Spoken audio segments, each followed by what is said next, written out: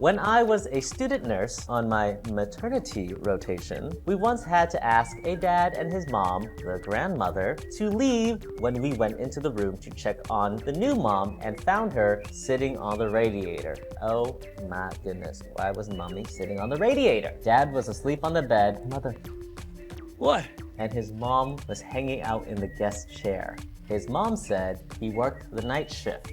She didn't have an excuse for herself. Okay, ladies and gentlemen, we're gonna repeat this again and again until it is lodged into your teeny tiny little brains. If the mother is giving birth at the hospital, the husband who's there is not allowed to sleep. If the mother who just gave birth isn't sleeping, he's especially not allowed to be sleeping on the hospital bed that the birthing mother should be sleeping on. And bonus, if your husband's mother is also in the room, she's not allowed to be sitting on the only chair that's left that's supposed to be reserved for the birthing mother. I don't give a fuck if you work the night shift. You could have worked 6 night shifts in a row. Get your ass off the bed. Another 2 of lorazepam. For a total of 10. Well, where? He's still seizing. This is the patient that was seizing in the waiting room earlier because they couldn't find a room for him in the ER. You see how the doctor's holding him down to stop him from hurting himself? That's kind of what you want to do when a patient is seizing. You want to make sure they don't move around and hurt themselves. You want to watch out for the head so they're not slamming it on the floor. I wouldn't hold them down too much. You don't necessarily want to keep them still. You kind of still want to let them move around, but just make sure they don't hurt themselves while they're seizing. Get some blankets on these side rails as a seizure precaution.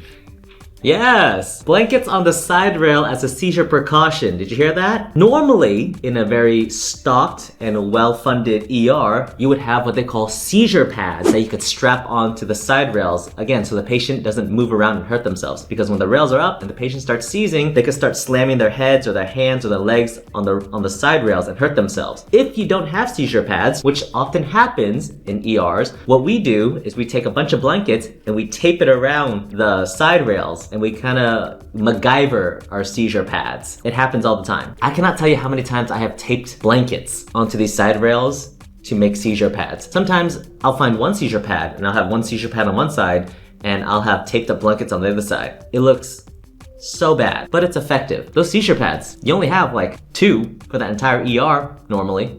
And you know, if someone's using it or they go missing, then you gotta do what you can with the blankets.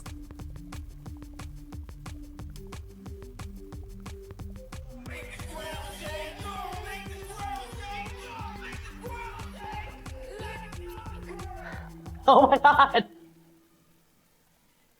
Ah! Someone saved the baby! Is it still there? Oh my god. Is that really what happens? The baby's in there. Who's driving this motherfucking bus? Ah! We're gonna give the wild one a shot. Have the order. Meds on the way, but we need bodies. Oh yeah. I called ahead. I got kicked last time. Right arm, left arm. Right leg. Okay. Need 1 more. Got 2 more. I'm just here to observe and speak with the patient once he's under control. Okay. Hey, Robbie! Can you help us with Mr. Krakowski? Nope. Yeah, right. They're about to hold down the patient and they asked the doctor to help. They asked the attending to help. That never fucking happens. 4 nurses, including the charge nurse, holding down a psych patient. This would not happen. We would have security, we would have techs, we would have CNAs. If this ER is really as busy as they say it is, these 4 nurses would not be available right now, especially the charge nurse. Actually, this charge nurse is taking a lot of liberties in this show. Charge nurses usually are in one spot at the nurse's station and they're stuck there. They're not going all over the ER checking on things. They have to be somewhere where they can easily be found. They're not actually getting in the thick of things, which is their job. They shouldn't. Also, you would never ask the attending to help hold down a patient. They got other things they need to do. Where are the techs? Where are the CNAs? Where's the security? Let's do this. Donahue right leg, Larry left leg, Kim right arm, I pull left arm, Perla takes the head, and our young man here will inject. Clear? Pull socks. Take down right the here. psych Good patient. luck. I am injection to the mid-anterior left. I am injection. Intramuscular injection. They're gonna take a medication with a needle and stick them somewhere in his thigh. Intramuscular. As opposed to intravenous, IV, IM. Ah. Okay, Mr. Krakowski, we're here to help you. We're here to help you, sir. Oh, God. Here we go. Oh! Ow! He's peeing on. Look at her. Look. Congrats. And look who was in charge of the arm that was holding the man's penis to pee on the medical student? The charge nurse! The useless charge nurse who shouldn't have been there in the first place. She wasn't helping. She was in charge of that arm, and she let him completely just whip his dick out and spray that poor medical student. Okay, midazolam will take him down in a minute. We'll monitor him for 20. After that, the Haldol will have kicked in. Yeah, he's settling down now. Do I really need to be here for 20 minutes? Why? Got a date? I mean, I'm covered in... I'm kidding. Thanks for your help. Go get cleaned up. All right, yeah, so they did it. Someone got really dirty in the process because the charge nurse was not taking care of the arm that she was supposed to be taking care of. Is this realistic? Yes, we have had to inject psych patients in the thigh with medications before.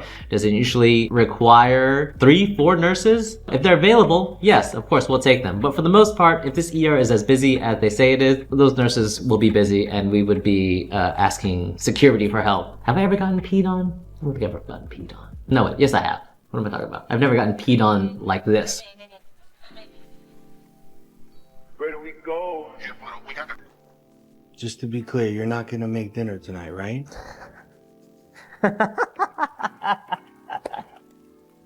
Just to be clear, she's no, she's not making dinner. That is pretty hilarious. Look at her face. She's like, are you serious? What's wrong with you?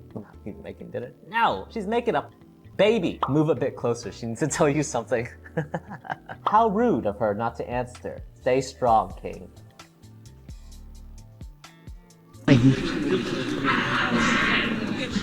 Psych wanted to transition him to oral meds. There's an order for an olanzapine tablet at 9:30 a.m. Yeah, that's on. You see that psych patient in that room that's oddly empty? That is on purpose. When we have a psych patient like that, we have to remove everything that's in that room. That means all the little contraptions that are on the wall, the oxygen, the cardiac monitor, vitals machine, the chairs, everything gets removed from that room. That is basically just a square now. And the bed is directly in the middle. He's also restrained with what looks like some soft restraints. He could probably use some leather restraints. There's 2 types of restraints. There's leather restraints and soft restraints. Soft restraints are like the first level. And if you're a little too crazy, we switch over to the leather restraints, which is a lot more heavy duty. I've been with criticals all morning. He needs to go upstairs to behavioral health. We're too busy down here to dispense psych meds on the schedule. Yes! Understood. What options are we left with? Yes! There it is. That is another huge problem. This patient is clearly a psych patient. They belong in behavioral health upstairs, but there's no room upstairs, so they have to stay in the ED.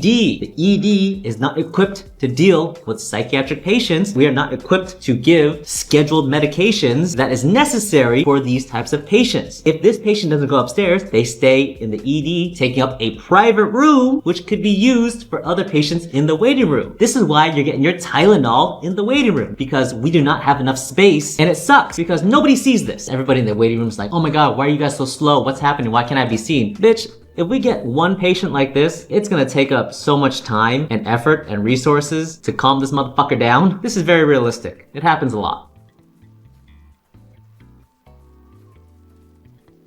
Sir, it says you were here 2 days ago for the same groin problem. It didn't go away, so I came back. You left against medical advice after they found half a toenail clipper in your urethra. They said I needed surgery. I don't have time for surgery. I have things to do. How did you get half a toenail clipper stuck up your penis? Well, I thought I might have had a kidney stone. And I was trying to dig it out. When I squeezed the clippers, I must have lost one end. Really? Really? We tested you for kidney stones. You don't have kidney stones. How are you still alive? When I was one day postpartum with my little boy in the hospital, I was telling my nurse about the birth. When I was done, she must have noticed me gripping the armrest of the sofa chair I was sitting on. She asked, "It seems painful to sit on your stitches. Would you like a donut?" There was a brief pause. I looked at her funny and replied, "Sure, what flavor?"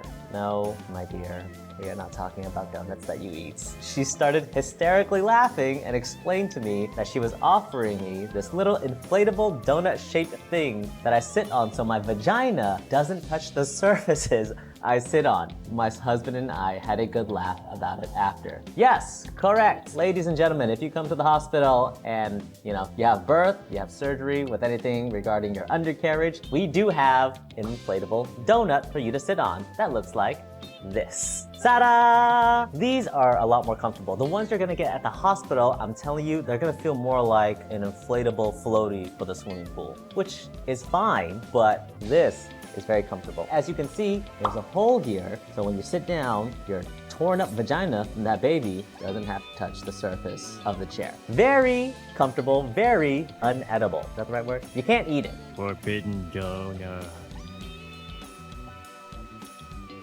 I need rooms cleared and cleaned, so I'm shuffling the deck. Yeah, but why are you moving him into peds? I'm just about to extubate.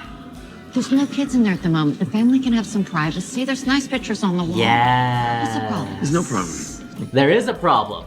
The problem is you're moving an adult patient into the pediatric section of the ER. Adults and pediatric patients are wildly different in terms of treatment and how they should be taken care of. If your ER is lucky enough to have an adult side and a pediatric side, all the nurses who are working in the adult side do not want anything to do with a pediatric patient, and the pediatric nurses want nothing to do with an adult patient. A nurse who takes care of adults will look at a pediatric patient like it's a fucking chihuahua. You might as well put a chihuahua in front of them, because they're gonna look at that thing and be like, what am I supposed to do with this animal? How am I supposed to take care of this thing? They want no cross-contamination whatsoever. I've worked with nurses in triage. If they see a pediatric patient register into the waiting room, they will find any excuse to leave. They'll just be like, I gotta go to the bathroom, I'll be back, until someone else has taken care of that pediatric patient. That's the problem. And yes, this is very realistic. When I had my first child, my husband was visibly uncomfortable in the delivery room. Okay? He's an old school guy, so the fact that he was even in the room was a big deal. Dad's doing the bare minimum? Good job. He was the most excited when he heard 8 pounds, 22 inches. That's a big baby. He said, oh my God, that's a good sized salmon. It was instantly quiet. I could hear everyone's necks snap as they stopped what they were doing and turned to look at him. I burst out laughing, and then everyone in the room started to laugh. He finally got into it. That's a big time salmon. Can you imagine this husband's Tinder profile picture? Just him and an 8-pound salmon? You knew what you were getting into. This time, he could change the picture of a salmon to a baby. Swipe right. Jesus, I don't think that I can go through this. I mean, this is happening. Yes. Like now. Yes. Like today. Yes. We just decided that Dad is gonna die in this room. Yes. In a room with cartoon forest animals all over it. Yes, yes, yes, and yes. This lady has been getting on my nerves these last few episodes, trying to keep her dad alive. Which, again, not trying to be insensitive, but it's his time to go. I could have gone fishing. I should have gone fishing. Look at that. And I'm curious now. Yeah. She feels bad. She feels bad for missing time. She feels guilty. I forgive you, Dad, for not being the man that I wanted you to be. But I am so grateful that you weren't. The world needed you to be exactly as you are. It got serious and it turned ugly, and you and your friends built the neighborhood of make-believe. What an incredible gift.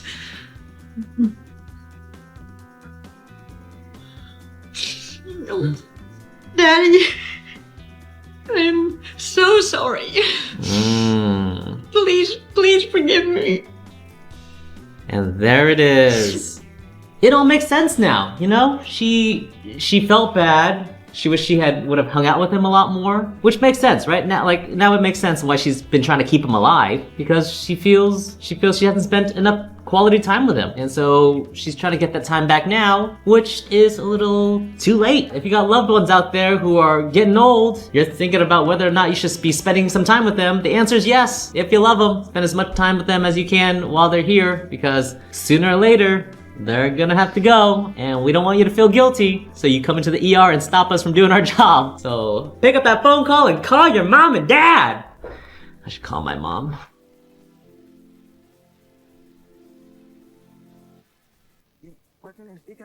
What the hell? Oh, I get it. It's a surrogate baby. When you pushed out a baby but took $50K home instead of the baby. $50,000 for a baby. It's pretty cheap. Am I crazy for a brand new baby? If I agreed to give birth, how much money would I charge? A lot more than $50,000. Oh, the comments are so nice. God bless you for what you did for that family. Another family is happy. You changed their lives in the most positive way. All right, if everybody's happy. Girl, make your money. $50,000, do it again. Good news or bad news first? What's the good news? Ear canal is numb. Simple flush with saline will fix the problem. What's the bad news? You've got a dead bug in your ear. Ooh. Cockroach. Cockroaches in the ears. This does happen. Sometimes, either when you're asleep or awake, a cockroach or a bug, sometimes a moth, will nestle itself in your ear and get stuck. That's when you can come to the ER and I will flush that sucker out with some saline. Happens more often than you think. The first thing we'll do, the doctor will check your ear, make sure something is in there, and then I will come in with some saline with a syringe and shoot water into your ear to flush whatever's in your ear out. I've never used any sort of numbing thing. He said he numbed up the ear. I don't numb up the ear. I just go in there with the saline and just shoot it. Sometimes what can happen if I am shooting saline into your ear for too long, it could mess up the equilibrium of your head and you will get dizzy. It will be a little painful. So if you're in the ER and you're getting your ear flushed out, make sure to let your provider know when you need a break because it's gonna start hurting like crazy. I used to love doing these. Watching whatever is in your ear get dislodged. Oh, it's like popping a pimple. So satisfying. Welcome to the ER, ma'am. How can I help you? Help me, please. My vagina's burning. Have you ever had a UTI before? I have, and it does not feel like this. Could be an STD. Are you sexually active? Yes. Using protection? Just anti-baby wipes. Anti-baby wipes? Yes, the same ones you have here. Here? Where? There. These? Yes. These are bleach wipes. Why would you think they prevent pregnancies? There's a picture of a baby on the side that's crossed out. That means they shouldn't be used on babies! Oh. Well, looks like you have second-degree chemical burns on your labia. Oh, no. Also, your labs came back. You're pregnant. No. Yeah. These are condoms. Have you seen one of these before?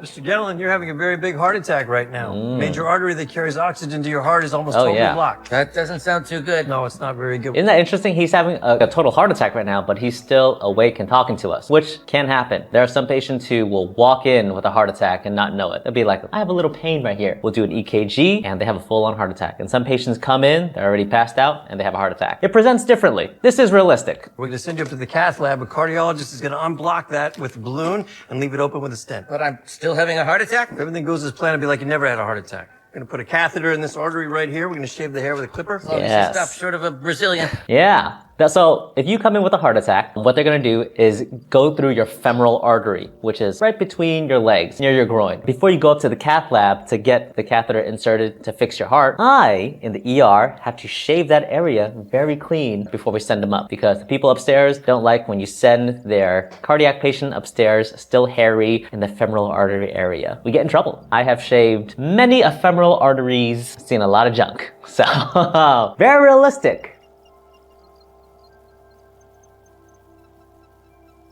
My son, age 8, had found my husband's set of Leatherman pliers. Oh no. He hid them in his pocket so he could play with them later. On a car ride home, he was sitting in the back seat by himself and was holding them in his lap trying to open the pliers. When I stopped at a stoplight, he accidentally pinched his scrotum through his shorts. Oh no! The poor child. Must have scared the hell out of the mother too. I mean, he must have screamed. I had some explaining to do at the ER. Luckily, he only had a bruised testicle. Yes, Mom, you will have some explaining to do. Your kid somehow got into the toolbox and pulled out a very dangerous tool and put himself in danger. We will want to know how it happened because from our perspective, the child is in danger at home. If the child is able to get into a toolbox to potentially pick up a dangerous tool to hurt himself, who's to say he won't get into something even more dangerous, like the medicine box, and potentially take some medicine that could really hurt him, which has happened. So we will need a very good explanation. You must convince us that your child is safe at home, or we will contact our social worker and they may or may not call Child Protective Services to do a little home visit. Right to jail. No trial, no nothing. Luckily, he only had a bruised testicle. Nothing worse. Luckily, he didn't lose a testicle at 8 years old, so... Sir, you're being admitted for heart failure again. That's not good news. It's not, but you wouldn't be in this position if you just took your medication. Are you going to heaven, young man? I hope so. God doesn't take hope so. Do you pray? Can we please just talk about why you're not taking your medication? My religion forbids it. Your religion is not an excuse to not take your medication. If you believe in God, He will save you. Do you believe in God? I believe you've had quadruple bypass surgery, and if you don't start taking your medication, you're gonna be seeing God in less than a month. So be it. Ugh. What is on your pancake? Oh! Oh no! The poor kid was just trying to show his daddy his little toes. Poor dad, you hear him scream. Gonna miss it. Not the end of the world if your child falls off a chair. Should they have been in a booster seat or a child seat that could have strapped them down? Sure. These things happen. Your child at that age is pretty durable. The size of their heads are a lot bigger than the rest of their body for a reason, right? They have a built-in helmet. Of course, you should avoid any reason for your child to fall off a chair and hit their head. If your baby falls off the chair while eating, make sure your baby doesn't choke on the food that's in their mouth, because they're gonna start crying and they could aspirate on the food. That's what happened to someone I know. Their baby was eating, they were standing on the chair, their baby falls off, baby starts crying, mom's freaking out trying to calm the baby down, while the baby starts choking on the food that's in their mouth because they were crying. If that happens, your baby will probably be going unresponsive, and you will have to flip the baby over and start doing some back slaps to get that food dislodged from your baby's throat.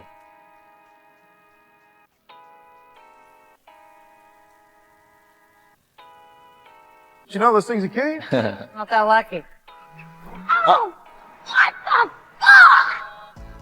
Hey, they're stealing our rig! Oh shit. Did you leave the keys in it?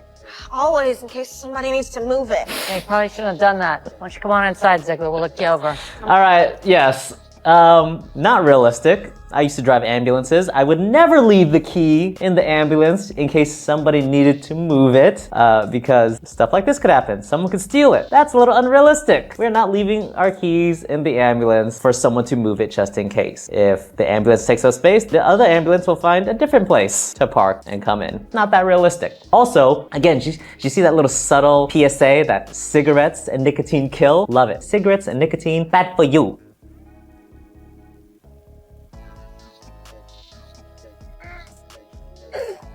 Oh no! How'd you get in there? Oh my god. Alright, I want you to duck all the way down. The trash can. Duck all the way down. I'm gonna snipe. Go all the way down. Ready? Come down here. Alright. Yep, keep going. Keep going. Okay, ready? Alright. Parents, do not let your child somehow get into the trash can of a hospital. Do you have any idea what goes into that trash can? Biohazard material, blood, poop, spit. Luckily not needles, right? At the hospital, needles go in a very separate container called the sharps container. Needles should never go into trash cans like this unless you're a terrible healthcare worker and you somehow throw the needles into the trash can. This is so bad. It's funny, but not great. Don't let your child go anywhere near a trash can at the hospital. I've seen parents who let their kids just roam free, crawling on the ground at the hospital. That's gross. Don't do that. We clean it as best we can, but do not trust any surface area of a hospital, especially the trash can and the floor. This is Hank? What happened? Oh, nothing. We were just framing, and my buddy Joey comes in. He says a guy walks into a bar with a nail in his head, and then he points his fucking nail gun at my head.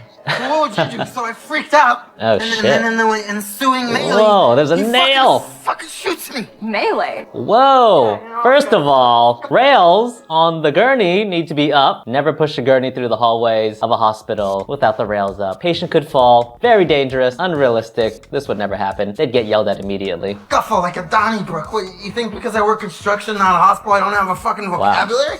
Tier 1 trauma now? No, sir. Whoa. This guy's very upset. Cardiac. I gotta tell you, this fucking hurts. Let's just try and relax and dial down the F-bombs. We have children in here. Hey, you want me to stop swearing? Take the fucking nail out of my heart. That was my favorite thing to tell patients too, especially in the ER when adult patients become a little too crazy, they act up, they start screaming and yelling. I like to say, hey man, you gotta chill. There's children here. And that usually works. Most of the adult patients will understand like, oh, because of the children, let's just calm down and try to act a little bit more civil. I use that line all the time. Good dialogue, very realistic. Nail in the heart, not that realistic. Never seen that happen. Do I need a priest here? Look at that. Tachycardia with borderline BP. They're doing an ultrasound of the heart, with 2 units more blood. Garcia here.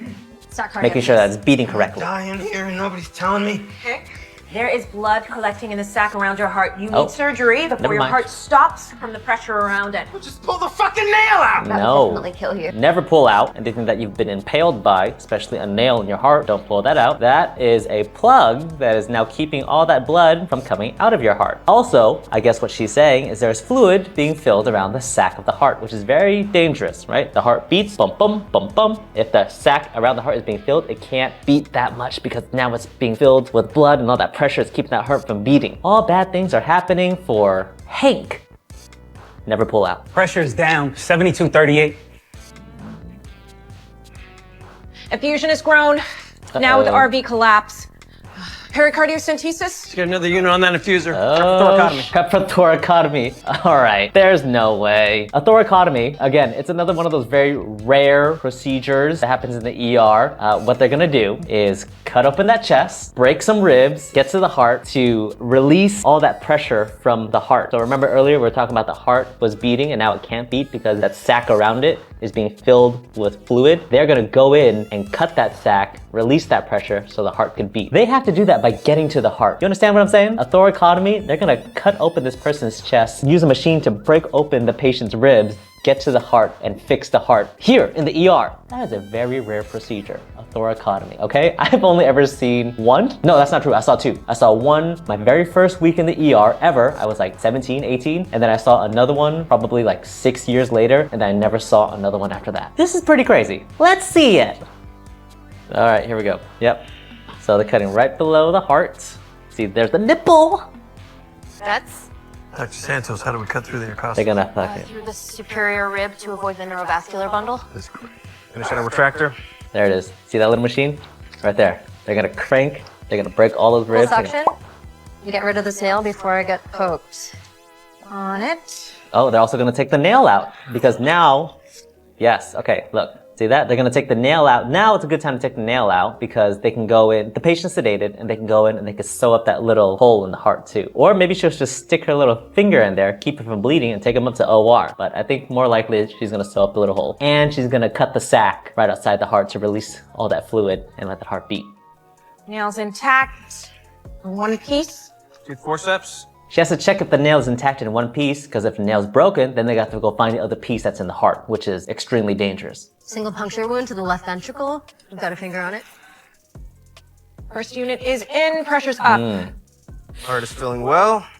Throwing her heart off the mattress and we're out of here. Stop the bleed while I sew. She's gonna sew it. She's gonna sew that little hole back together. Okay, yeah, the thoracotomy. It's called cracking the chest. In the ER, that's what we call it, cracking the chest, a thoracotomy. Literally cut you open, cut through your ribs, break all those ribs apart to get to the heart, take that little sac in the heart, cut it, release the fluid, and then in this case, pull the nail out, sew that little hole in the heart, stabilize them, and get them upstairs to the operating room. That's crazy. Does it happen? Yes. Does it happen often? No.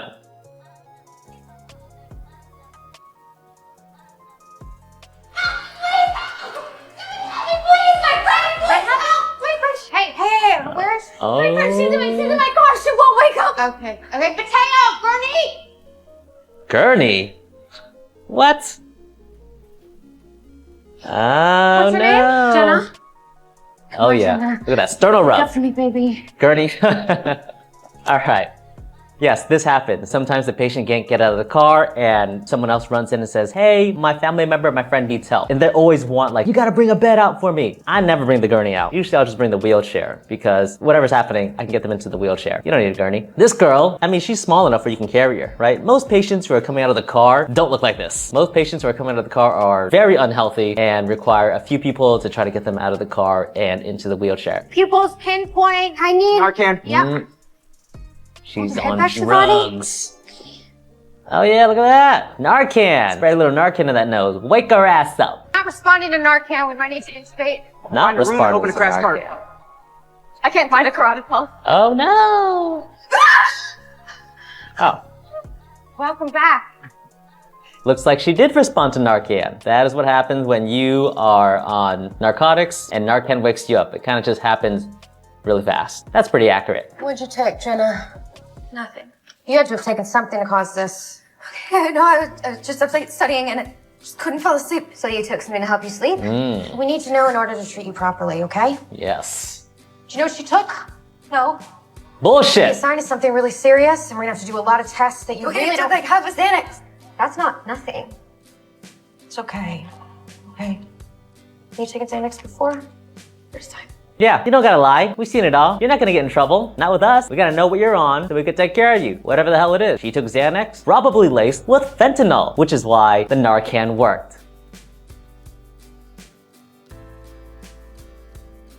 আসমানে চাঁদ লয়া এরকম বাসর ঘরে আহে তখন রাজা বাদশা গুলা হান তুমি এই পোশাক কখনই চেঞ্জ করে আইবা নালে কইলাম আমি তোমার আমার লগে থাকতে দিমু না আইসা আলগা খানদানি রেওয়াজ দেখে তোমার কত বড় সাহস তুমি আমার মাথায় বাড়ি দিবা এই আমি কি করছি বাজান কি এইটা কাম করছে নি আপনার মতো হীরার টুকরা একটা পোলারে লাথি দিয়ে বাইর করে দিছে দিমু একটা ঠুয়া আমি পারুম না এই বেটা এই আমগো খানদানে পূর্বপুরুষেরা তো কি টিপে কল্লা লাগলে হেডাও টিপা দিমু তুমি বরং আমার হাতটা ব্যথা করতেছে হাতটা টিপা দাও আরে এখানে হান্দাবার লাগছস কে একটু ওদিকে নে না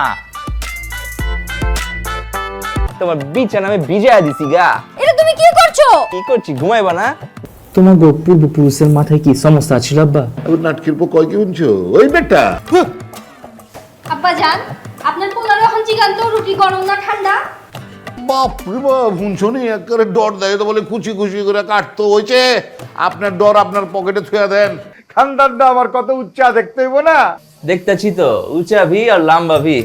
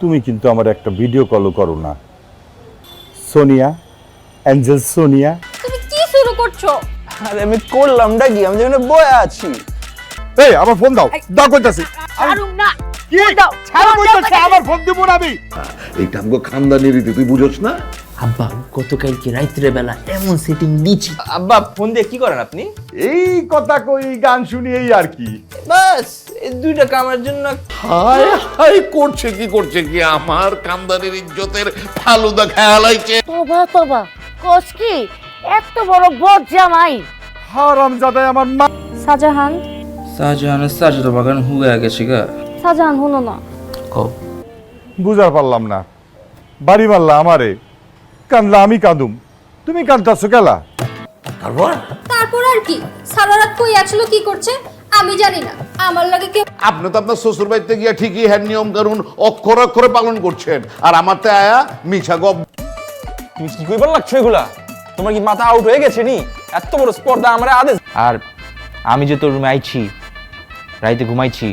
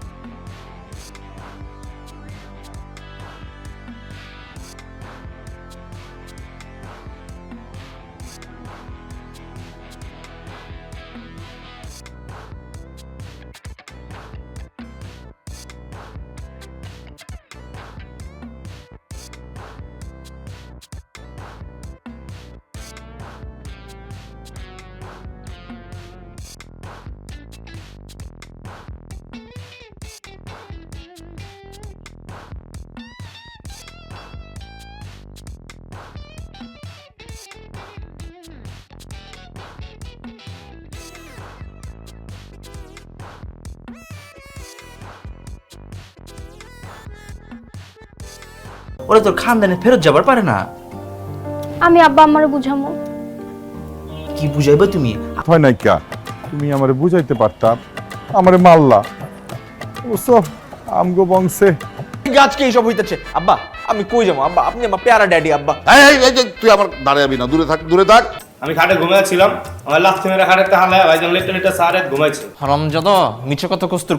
বউয়ের সেবা সুন্দর করে না করতে পারলে জামাই পিটানোর রেওয়াজও আছে। আই তুমি কুস্তি পারো? না জি ভাইজান, ভাবি ফালতু খানদানে কইলাম আজকে তো আপনার বাস হয়ে তো কি টিপে কল্লা লাগলে হেরাও টিপা দিমু। তুমি বরং আমার হাতটা ব্যথা করতেছে, হাতটা টিপা দাও। যা মন চায় তাই করো, এই ফোন আমি দিব না। কার লগে কথা কইতাছো? হ্যাঁ আমার ফোন দাও। আরে বাপ রে বাপ, কইতেছো কি তুমি? আমার খানদানি পোশাক আমি খুলে ফেলামু, তুমি কি আমার অর্ডার করতেছো? শিউলি মালা যা কয় তাই অর্ডার। এসে আমি দেইকা লমু কিন্তু কয়ে দিলাম। আম্মা ওই কি ভাবতেছো? ভাবাভাবি বাদ দাও কইলাম। অহনি পোশাক চেঞ্জ করে আসো, নাহলে তোমার সারা রাত গা চুলকাইবে। আমি শাহজাহানের আব্বা আম্মার দিলে চোট পচাইছি, এর প্রতিশোধ নিতে গিয়ে শাহজাহান তোমাকে মধ্যে